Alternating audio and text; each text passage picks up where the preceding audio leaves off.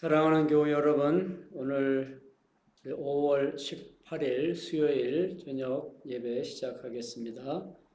우리 찬송가 287장 예수 앞에 나오면 찬송합니다.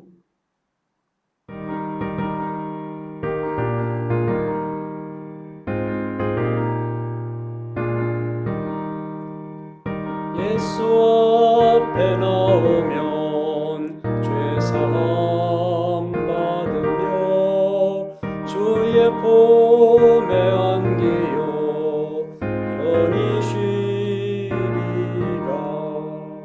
우리 조만 믿으면 모두 구원 얻으며 영생 복락 면류관 확실히 받겠네. 예수 앞에 나와서 은총을 받으며 마음의 기쁨 넘치어 감사하리라. 우리 조만 믿으면 모두 구원 얻으며 영생 복락 면류관 확실히 받겠네.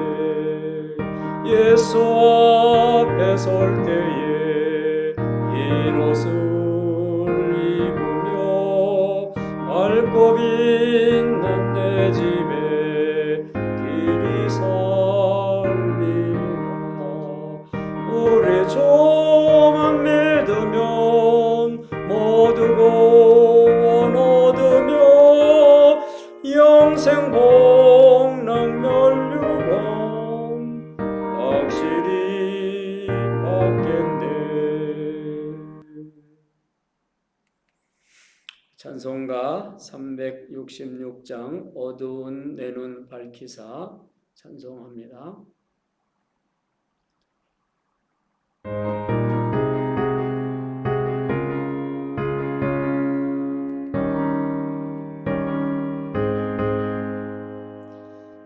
어두운 내 눈 밝히사 진리를 보게 하소서.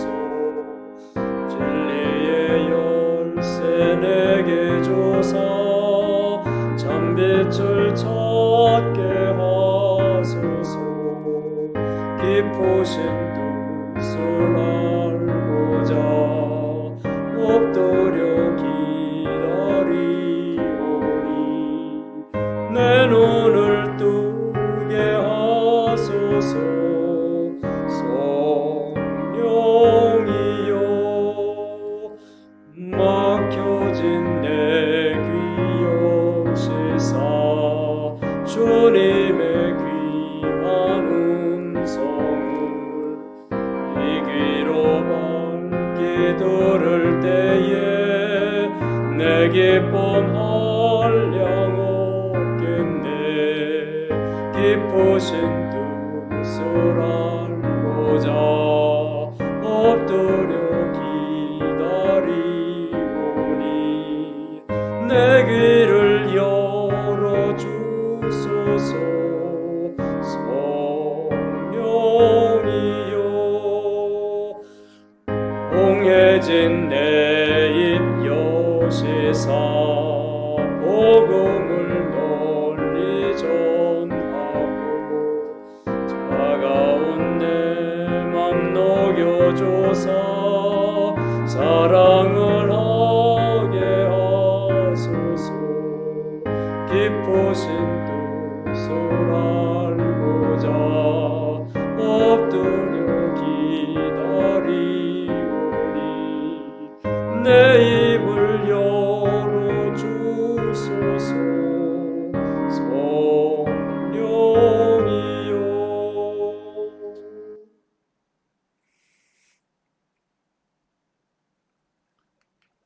우리 같이 통성으로 기도하겠습니다. 우리 오늘 예배를 위해서 우리 삶에 하나님의 은혜가 더욱 충만하도록 같이 통성으로 기도하겠습니다.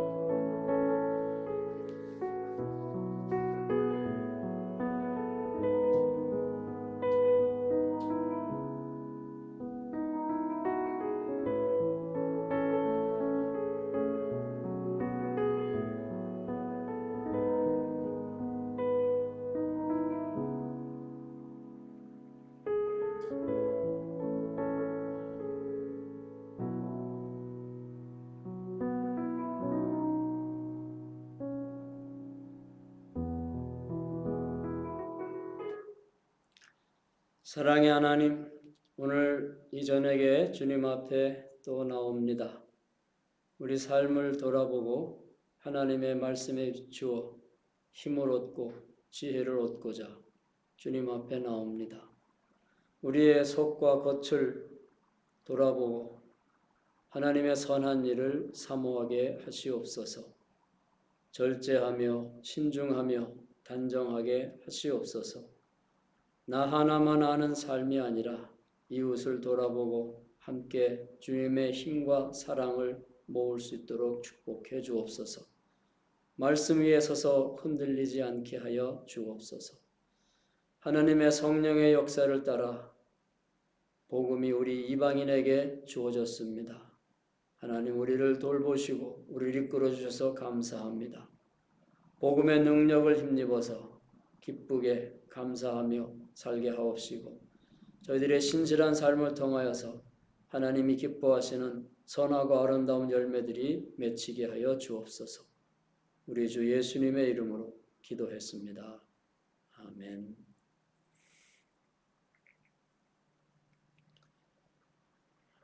오늘 우리에게 주시는 하나님의 말씀 사도행전 11장 1절부터 18절 말씀입니다. 한 목소리로 같이 봉독하겠습니다. 사도행전 11장 1절부터 18절. 유대에 있는 사도들과 형제들이 이방인들도 하나님의 말씀을 받았다 함을 들었더니 베드로가 예루살렘에 올라갔을 때에 할례자들이 비난하여 이르되 네가 무할례자의 집에 들어가 함께 먹었다 하니 베드로가 그들에게 이 일을 차례로 설명하여 이르되 내가 욥바 시에서 기도할 때에 황홀한 중에 환상을 보니 큰 보자기 같은 그릇이 내 귀에 매어 하늘로부터 내리어 내 앞에까지 드리워지거늘 이것을 주목하여 보니 땅에 4발 가진 것과 들짐승과 기는 것과 공중에 나는 것들이 보이더라.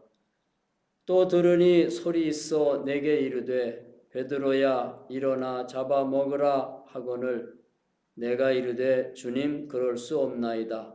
속되거나 깨끗하지 아니한 것은 결코 내 입에 들어간 일이 없나이다 하니 또 하늘로부터 2번째 소리 있어 내게 이르되 하나님이 깨끗하게 하신 것을 네가 속되다고 하지 말라 하더라. 이런 일이 3번 있은 후에 모든 것이 다시 하늘로 끌려 올라가더라. 마침 3사람이 내가 유숙한 집 앞에 서 있으니 가이사랴에서 내게로 보낸 사람이라. 성령이 내게 명하사 아무 의심 말고 함께 가라 하시매 이 6 형제도 나와 함께 가서 그 사람의 집에 들어가니 그가 우리에게 말하기를 천사가 내 집에 서서 말하되 네가 사람을 욥바에 보내어 베드로라 하는 시몬을 청하라.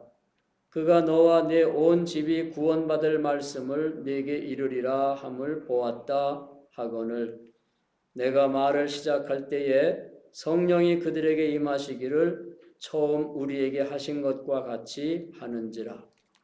내가 주의 말씀에 요한은 물로 세례를 베풀었으나 너희는 성령으로 세례를 받으리라 하신 것이 생각났노라.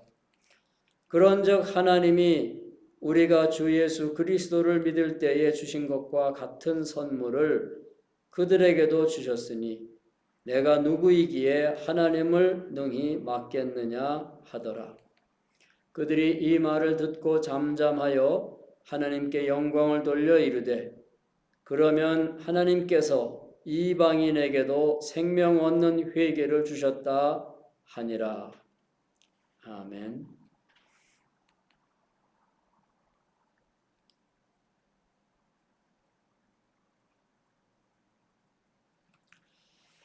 사랑하는 교우 여러분, 오늘 우리 사도행전 11장 말씀을 통하여서 오늘 우리에게 주시는 은혜의 말씀을 듣게 되기를 바랍니다.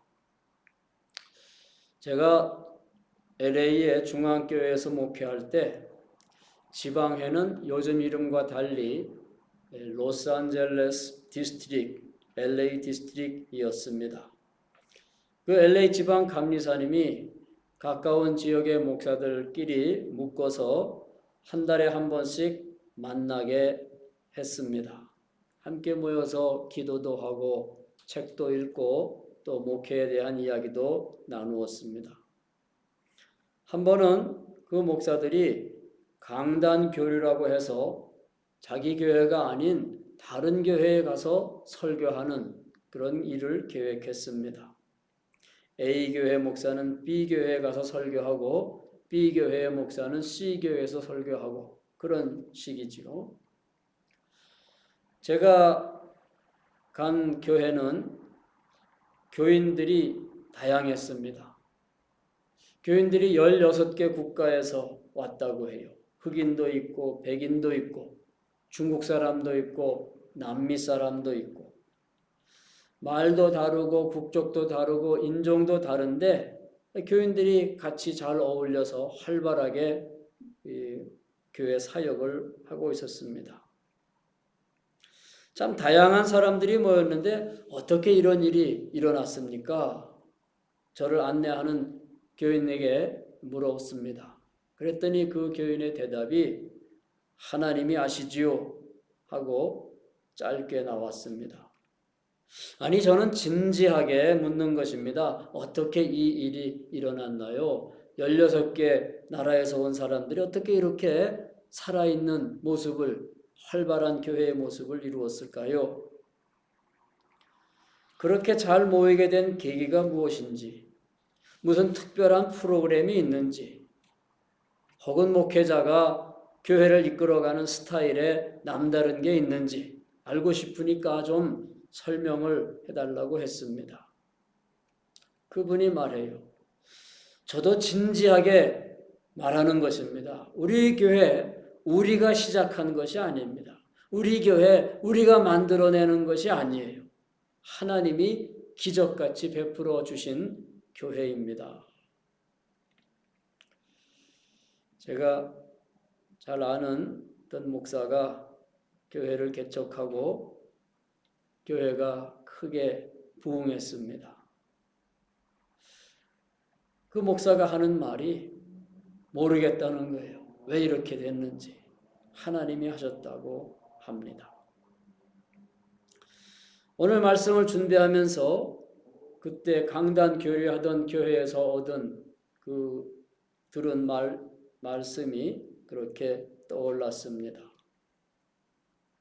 요바에 있던 베드로가 고넬료가 보낸 사람들을 따라서 가이사랴로 갑니다. 로마 백부장 고넬료의 집으로 가요.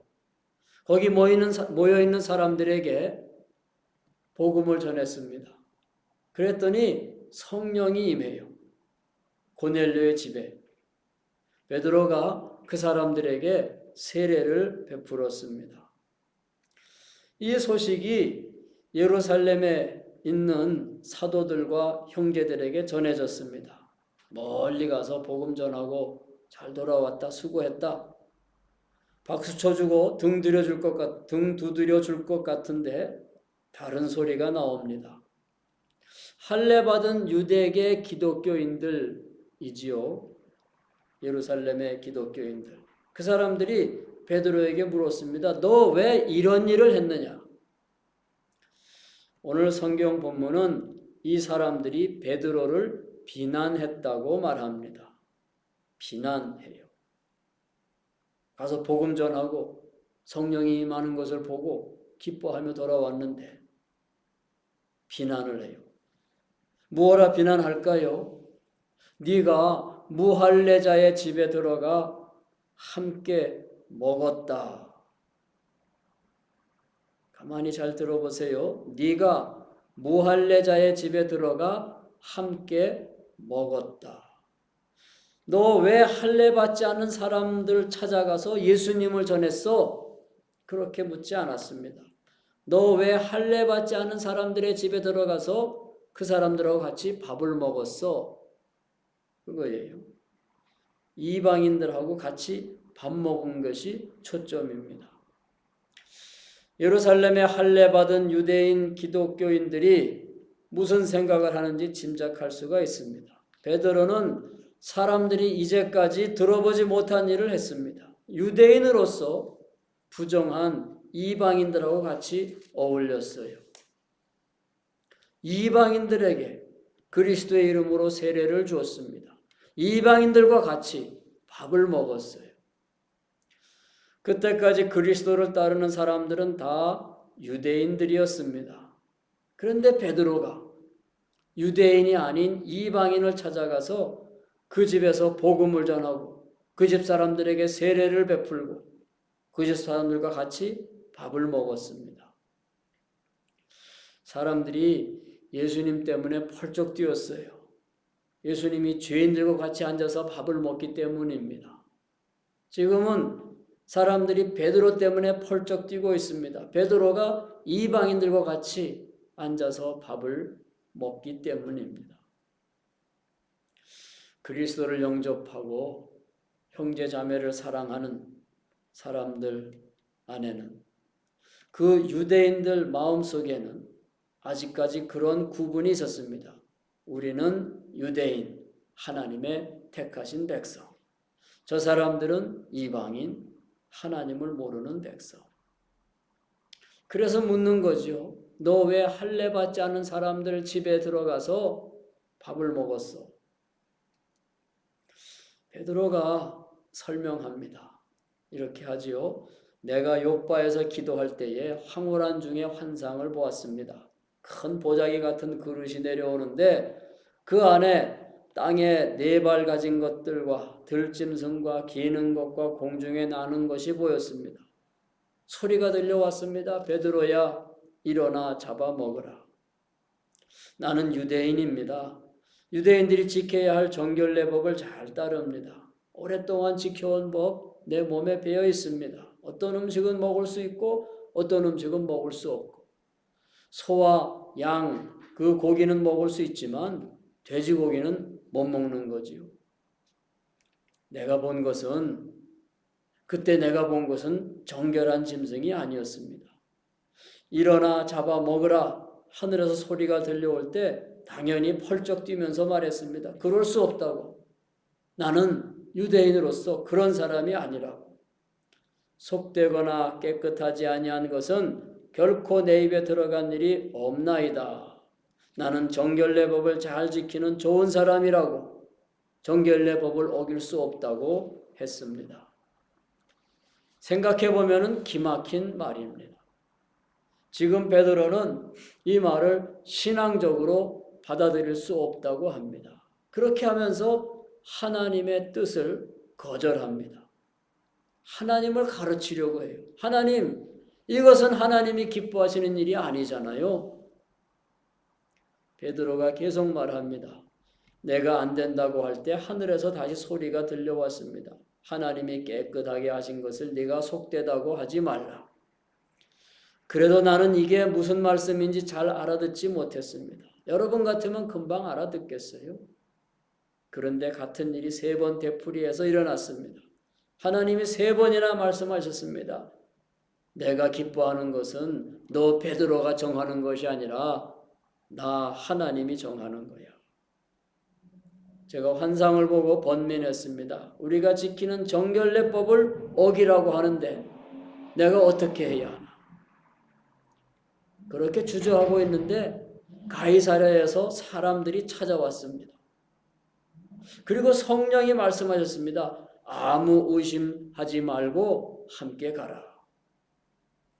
결국 내가 고넬료의 집으로 같이 갔습니다. 신실한 유대인은 이방인의 집에 들어가지 않습니다. 더구나 로마 사람 그리고 로마 군대 지휘관의 집에는 들어가지 않습니다.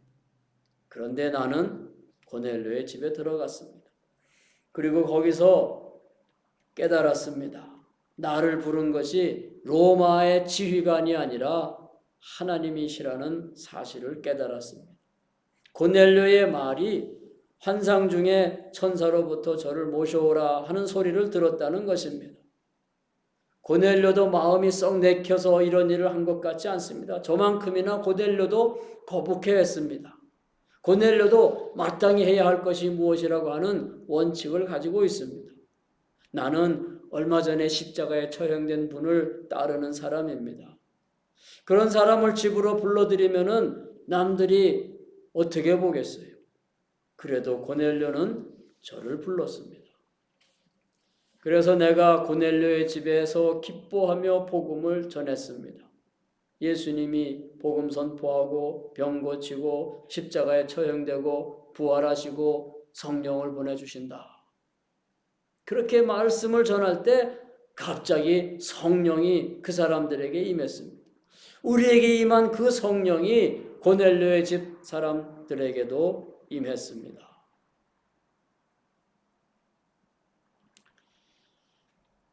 고넬료의 집에 모인 사람들에게 성령이 임하는 것을 보면서 베드로가 생각난 것이 있다고 합니다. 내가 주의 말씀에 요한은 물로 세례를 베풀었으나 너희는 성령으로 세례를 받으리라 하신 것이 생각났노라. 너희는 성령으로 세례를 받으리라 하는 말씀이 생각났는데 베드로가 그런 생각을 한 것 같습니다. 너희는이라고 했는데 너희가 누구인가?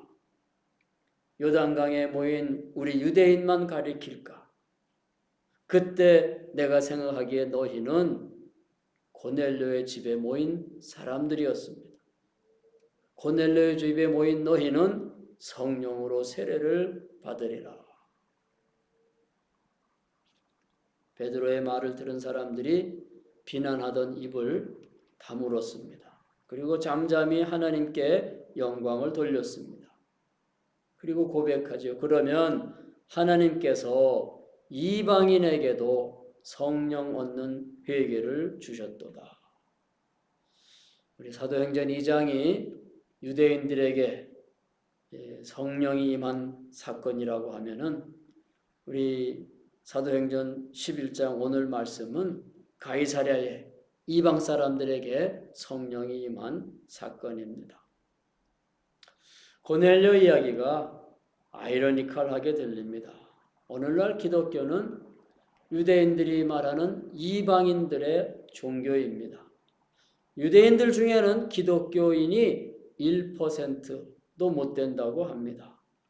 정결하지 않다고 멀리하고 멸시하던 이방인들이 교회의 주류가 되었어요. 그런데 비극은 유대인들이 이방인들을 차별하듯이 우리 기독교인들이 또 유대인들을 차별한다는 것입니다. 우리가 정해놓은 이상과 규범에 맞지 않는 사람들을 배척한다는 것입니다. 오늘 사도행전 본문의 메시지를 들으면서도 눈을 가리고 모르는 척 하려고 합니다. 우리는 다를까요? 나하고 다른 사람에 대한 거리낌이 없을까요? 어느 교회 교인이 그런 말을 합니다. 목사님, 사람들을 교회에 오게 해야죠. 전도해야죠.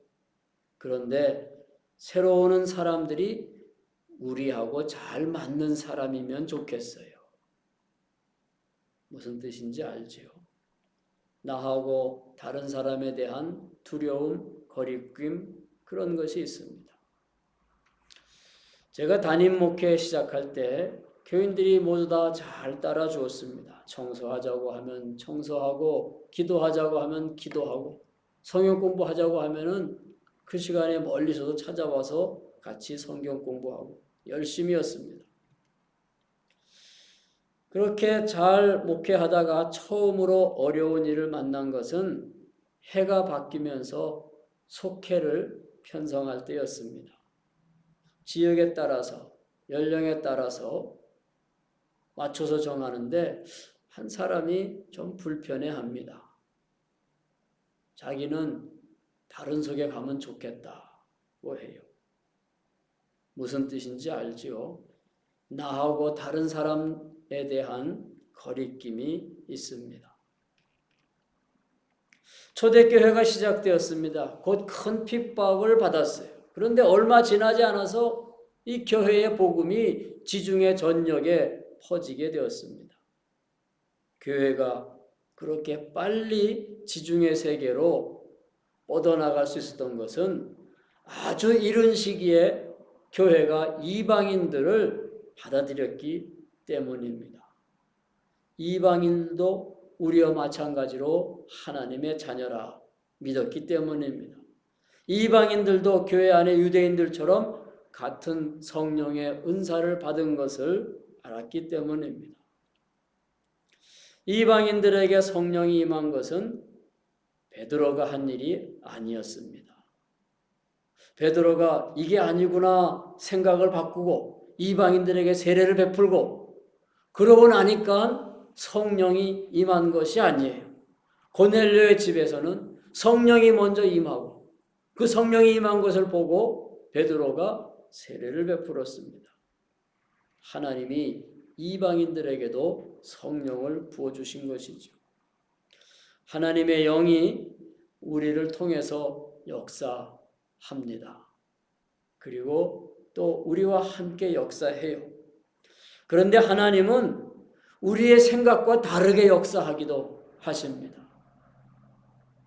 이것이 거북한가요? 그렇지 않습니다. 우리가 자주 실수하고 일을 그르치는 것을 생각하면은 우리 뜻이 아니라 하나님의 뜻이 이루어지도록 성령이 우리 뜻을 거슬러서 역사하는 것은 감사한 일입니다. 오늘 이야기는 교회에 대한 일종의 비유입니다. 우리가 정해놓은 경계선이 있어요. 유대인, 이방인 하면서. 그 경계선이 이런저런 경계선이 무너질 때마다 교회가 자기와 다른 사람들을 받아들일 때마다 그런 일은 하늘에서 온 것이구나 하고 깨닫게 됩니다. 어떤 사람이 하나님이 주신 그 비전에 순종했습니다. 하나님이 일으키신 기적이죠. 유대인들 한번 생각해 보세요. 이 사람들이 어떻게 느낄까? 이방인들의 손에 부당한 일을 겪고 고난을 당하고 날 때부터 우리들하고 저 사람들은 구별해야 된다고 하는 그 말을 듣고 자랐는데 이제 교회라는 새로운 식구가 되었어요. 유대인들, 이방인들 섞여 있습니다. 이것은 이 땅에 이루어진 일종의 하늘나라입니다. 사실 교회 자체가 기적이에요. 교회는 세상이 사람들을 모으는 방식과 다르게 그 방식에 거슬러서 저항하면서 일어났습니다. 세상에서는 유유상종이라고 해서 비슷한 사람들이 모입니다. 생각, 배경, 처지, 환경, 너하고 나하고 같구나. 그런 것이 먼저 있어서 만나게 됩니다. 인종에 따라서 달리 만나고 배운 정도에 따라서 또 모이는 게 달라지고. 그런데 교회는 기적이에요. 교회는 모든 사람들이 다 같이 나와서 한 주님을 고백하고 한 형제 자매가 됩니다. 하나님이 하신 일입니다. 우리가 이 비전에 충실한가요? 우리 교회 이런저런 사람들이 모여있는 것을 보면서 저 바깥에 있는 다른 사람들이 이것은 하나님이 일으키신 기적이다. 그렇게 말할까요? 초대교회의 모습을 바라봅니다. 그리고 오늘 우리 자신들을 돌아봅니다. 뜨겁게 신앙생활을 했었는데 열심히 식어간다고 해요. 제도가 되고 틀에 박힌 모습을 반복하고 껍데기만 남게 된다고 합니다. 처음에 영국에서 감리교 운동을 시작할 때 그 역사를 보면 아주 놀랍습니다. 가슴이 뜨거워집니다. 그리고 오늘날 연회에 가서 회의하는 모습을 보면은 다릅니다. 그 뜨거움이, 그 열심이 그대로 남아있나요? 오늘 우리 교회는 처음 사랑이 드러나 있나요? 어떤 목사님이 교회에서 일어나는 이야기를 엮어서 책을 냈습니다. 교회사인 거죠. 개최교회의 교회 역사. 그 책을 읽은 분이 말합니다. 목사님이 교회에 대해 쓰신 책을 읽으면 실망스럽습니다. 그 목사님이 대답해요. 아니에요, 집사님. 그건 실망스럽게 쓴 것이 아니라 정직하게 쓴 것입니다. 제가 교회에 대해서 솔직하게 쓰니까 거북하지요? 무슨 말씀인지 아실 것입니다. 사도행전에 그려진 교회의 모습 어떠한가요? 교회의 첫 예배가 사도행전 2장에 기록되어 있습니다. 교회가 모였습니다. 성령이 불의 혀처럼 갈라지고 모인 사람들이 다 난리였습니다. 그때가 아침 9시예요. 베드로가 몇 마디 하지도 않았습니다. 그냥 짧게 설교했는데 3,000명이 세례받겠다고 앞으로 나와요. 성령이 임하고 교회에 하나님의 역사가 나타나는데 어떠했나요? 사람마다 두려워하고 하나님 예배하고 사도들로 인하여서 기사와 표적이 나타났습니다. 믿는 사람들이 다 함께 있어서 물건을 같이 통용하고 자기 재산과 소유를 팔아서 각 사람의 필요에 따라 나눠주고 날마다 마음을 같이하여 성전에 모이기를 힘쓰고 집에서 떡을 떼며 기쁨과 순전한 마음으로 음식을 먹고 하나님을 찬미했습니다. 또 온 백성에게 칭송을 받아요. 주께서 구원받는 사람을 날마다 더하게 하셨습니다. 놀랍죠? 좀 두렵기까지 한 모습입니다. 예배를 드려요. 마음을 열고 다 함께 나눕니다. 그 이른 시각에 3,000명이 세례를 받아요. 오늘날 이런 교회가 있을까요? 창고는 아닌데 창고 같은 방이 있었습니다. 제가 그 방을 잘 정리해서 조금 고쳐서 교회 기도실로 만들었어요. 몇몇 분이 기도실 만드는 일에 참여했습니다. 참 감사해요. 귀한 분들이지요. 그런데 다 참여한 것은 아니었습니다. 어떤 분이 말해요. 이건 참 귀한 일입니다. 꼭 필요한 일이에요. 또 어떤 이는 말합니다. 지금 당장 필요한 것은 아닌데 왜 서두르십니까? 이게 교회의 모습이지요.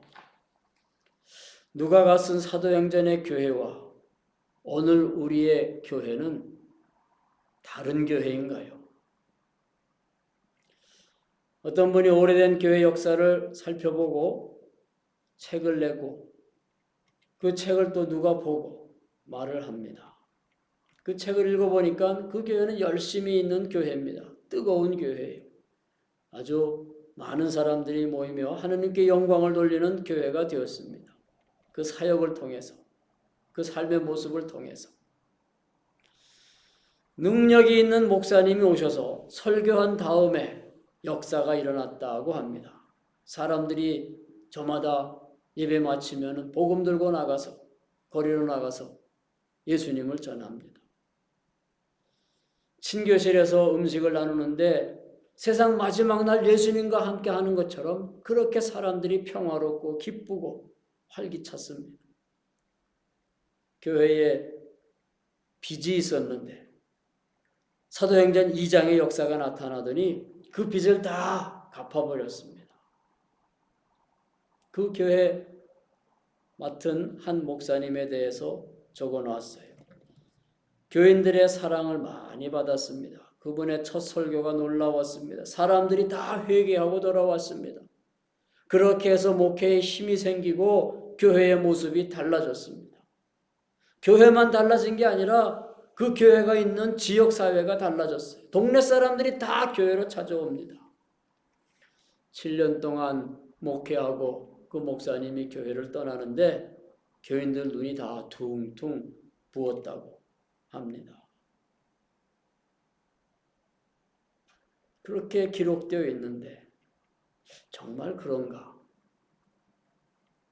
어떤 사람의 기억에는 그렇지 않았습니다. 아이들 성경을 제대로 가르치지 못한다고 그 신실한 목사님이 교회학교 선생님 2사람에게 성경 가르치지 말라고 했습니다. 올겐을 샀는데 바로 그 다음날 작동이 되지 않는다고 그거 가지고 또 문제가 많이 생겼습니다. 어릴 때 그 교회 다니던 사람이 교회 역사책을 읽고 말합니다. 교회 역사를 잘 모르면서 쓰신 것 같아요. 그 책을 쓰신 분은 사도행전을 쓴 누가와 같습니다. 진짜 역사라고 하는 것을 쓰는 사람은 누가처럼 쓰려고 하지 않을 거예요. 그것은 거룩한 역사입니다. 그런 말을 하는 것 같아요. 장밋빛 안경을 벗고 있는 그대로 적어주세요. 사도행전은 교회의 역사지요. 복음이 예루살렘에서 유대로, 유대에서 사마리아로, 사마리아에서 온 땅으로 땅끝까지 전파되는 이야기입니다. 교회 역사는 누가 쓰나요? 교회 역사는 교회를 사랑하는 사람이 쓴 것입니다. 교회를 바라볼 때 거기서 벌어지고 있는 시끄러운 일들, 다투는 일들 그런 거 보지 않았습니다. 교회 역사를 쓸 때 이분은 교회를 그리스도의 신부로 보는 것입니다. 이상적인 장밋빛 안경을 쓰고 보는 것이 아니라 믿음의 눈으로 보는 것입니다. 하나님의 눈으로. 교회를 바라볼 때 교회는 물과 성령으로 거듭난 새로운 피조물이다. 그렇게 보는 것입니다. 이것은 믿음의 눈을 가진 사람에게만 주어지는 축복입니다. 초라한 교회예요. 그런데 하나님의 사랑을 받는 교회입니다. 그래서 성령 강림과 같은 놀라운 사건이 일어난 뒤에 교인들이 모여서 하는 이야기가 나옵니다. 환상을 두고 투표합니다. 그리고 그 과정을 통해서 교회가 거룩한 새로운 영역으로 나아갑니다. 흠이 많은 모임이지만 그런 일들을 통하여서 하나님의 나라가 이루어집니다. 그것이 교회입니다. 이방인에 대한 생각이 달라지는 것도 그렇게 이루어진 것이죠. 가서 베드로가 복음을 전하고 세례를 주고 그리고 나서 성령이 임한 것이 아니라 복음을 전할 때 먼저 성령이 임했습니다. 하나님이 역사하셔요. 그런 교회에 참여하면서 평범한 사람이 교인이 됩니다. 달라져요. 전보다 더 아름다운 사람이 됩니다. 환상을 보고 변화되는 교회가 됩니다. 교회에 대해서 너무 이상적으로 말하는 것인가요? 이것은 초라하고 낡은 교회를 장밋빛 안경으로 보는 것이 아닙니다. 이것은 자기 자신이 좋아하는 것만 보도록 자기 자신을 속이는 일이 아닙니다. 이것이 부활절 하나님의 권세를 바르게 바라보는 일입니다. 예수님이 사망의 자리에서 일어나셨어요. 정말 새로운 백성을 창조하십니다. 새 백성을 모으십니다.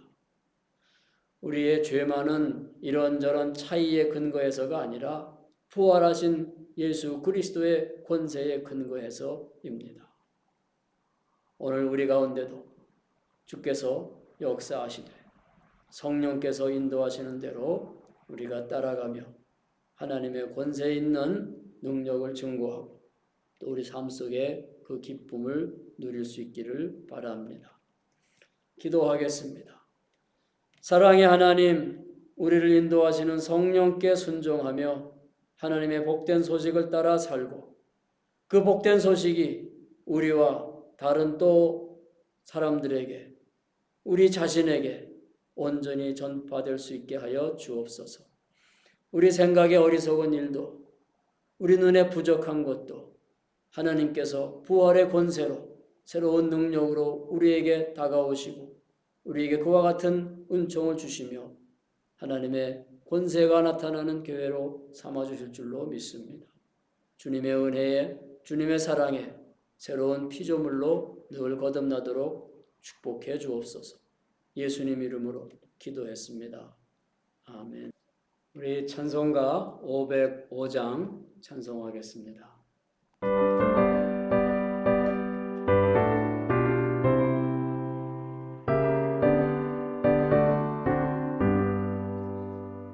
온 세상 위하여 나 복음 전하리.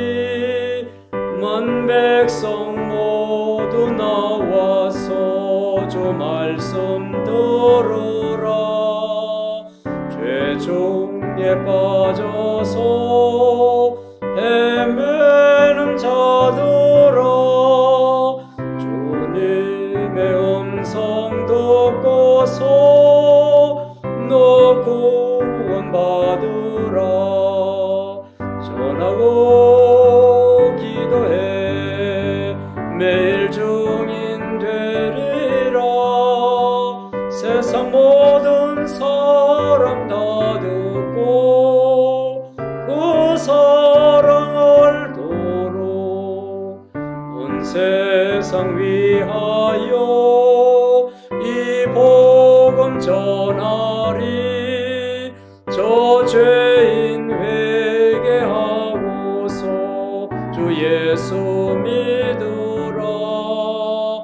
온 세상 구하려 주 돌아가신 곳 나 증거하지 않으면 그 사랑 모르리.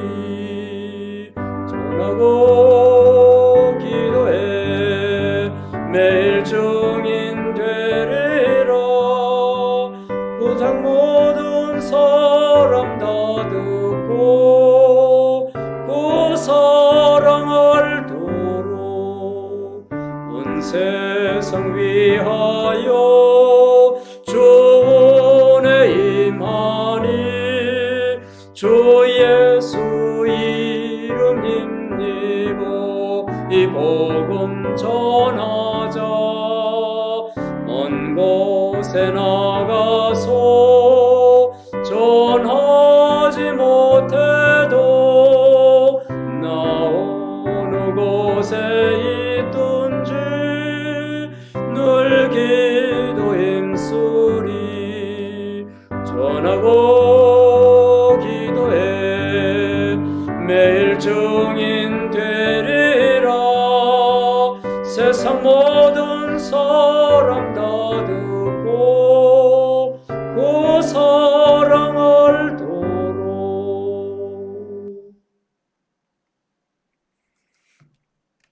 이제는 우리 주 예수 그리스도의 은혜와 하나님의 사랑과 성령의 감화감동 인도하심이, 하나님의 복음의 말씀이 우리에게와 또 우리 이웃에게 땅끝까지 이르러